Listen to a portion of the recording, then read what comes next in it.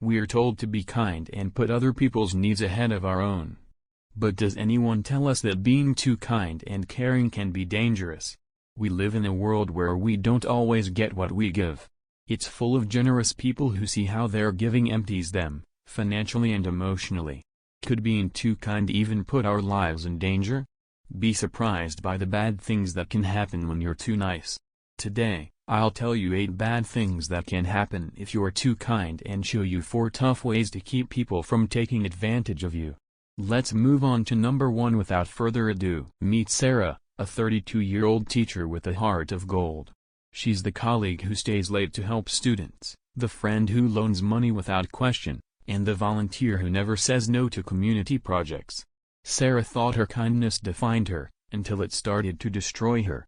One evening, exhausted after helping a friend move, she sat alone in her apartment, realizing her savings were nearly gone, her personal goals were stalled, and she felt drained. Sarah's story mirrors what many of us face when we give too much. Let's explore the 8 dangers she encountered, starting with the first, having too high hopes for people. The Stoics said we should accept things as they are and not depend on what others do to make us happy. Giving without expecting too much in return keeps you from being disappointed and helps you practice emotional separation, which gives you a calmer mind. Sarah gave everything, expecting others to step up when she needed help. But her friends and colleagues, used to her endless support, took it for granted. They assumed she could handle everything, her life and theirs. When Sarah needed help, no one showed up. Her hopes of reciprocity left her with a bad mood, tiredness, anger, and sadness. In reality, people weren't letting her down, they were just doing what she should have done, taking care of their own tasks. The Stoics say real worth comes from acting in a way that's good and logical, not just doing what others want. Moderation in giving helps you stay in charge of your actions and keeps you from habits that hurt your mental health. Sarah's constant giving created a pattern. Her friends and colleagues adapted to it, expecting her to always be there. People are creatures of habit, drawn to their comfort zones. By always giving, Sarah led others into a comfort zone where they didn't have to take responsibility because she'd do it for them. If you don't value yourself, no one will tell you to think more about yourself, especially not those you help. The Stoics taught us to live by reason and virtue, to set limits, and to put our own responsibilities first to stay balanced. Sarah put everyone else's needs before her own, running from her own fears and loneliness. She avoided quiet moments alone, filling her time with others' tasks. But this came at a cost. Her dream of writing a novel gathered dust, and her weekends were spent helping others instead of herself. By neglecting self-care, Sarah's bad mood worsened, and she faced her inner struggles alone. You can't help others feel better until you're happy and cared for yourself. Never give someone a chocolate unless you've enjoyed one first. Stoicism tells us to build strength through self-discipline and setting limits. By showing commitment to our responsibilities, we earn respect instead of being seen as weak. Sarah's endless help made others see her as someone who couldn't say no. Colleagues dumped extra work on her, knowing she'd accept it. Over time, people treated her as weak, coming to her only to offload their burdens. Saying no could have earned their respect, but Sarah hadn't learned that magic word yet. Her kindness, meant to build connections, instead made her a target for those who saw her as an easy mark. Stoicism teaches us to choose who to help wisely, using self-control to avoid wasting energy on those who take without giving.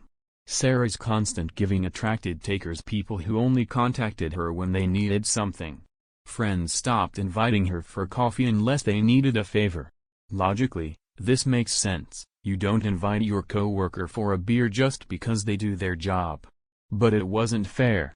Sarah's kindness drew people who saw her as a resource, not a friend, leaving her isolated and drained. The Stoics valued patient judgment to build real, mutual relationships. Sarah's endless giving drained her energy, making her vibrate low. She attracted needy people and opportunists who took without gratitude. When we give too much, we lose energy, drawing in those who complain or exploit rather than uplift. Sarah noticed her social circle shrinking to those who only wanted her help, not her company. By giving selectively, she could have attracted people full of kindness, excitement, and joy instead of those who left her feeling empty. The Stoics taught self-discipline to avoid harmful habits. Sarah's constant giving became a crutch to avoid her own struggles. When life felt empty, she turned to overeating and drinking to cope. A close friend noticed and gently pointed it out, but Sarah's first instinct was anger. She didn't see her problem. The Stoics remind us to listen to those who care about us. Their words, though hard to hear, aim to help us stop falling. Sarah's overgiving led her to unhealthy habits, a danger we all face when we neglect ourselves. Stoicism tells us to do good regardless of others' opinions, building a reputation that withstands false accusations. Sarah's excessive kindness made people suspicious. In a world with few truly kind people, her generosity raised eyebrows. Some wondered what she was hiding, assuming she had ulterior motives. Instead of gratitude, Sarah faced whispers and distrust. Most people who help too much don't have evil plans, but society's skepticism can turn kindness into a liability, leaving you isolated when you need support. Based on Stoic self-awareness, pay attention to how you feel. Sarah realized helping others left her tired, angry, and used. By reflecting on her emotions, she saw she was giving too much. If helping feels like a burden, it's a sign to pull back. Your feelings are a guide, don't ignore them. Think about yourself first. It's a kind act that should leave you feeling light, not heavy. Sarah started journaling to track her emotions, helping her find balance. The Stoics valued self-control, and saying no is a powerful act of it. Sarah feared saying no would make her seem unkind, but it was the key to her freedom. Practice saying no when requests overwhelm you. It's not selfish, it's survival.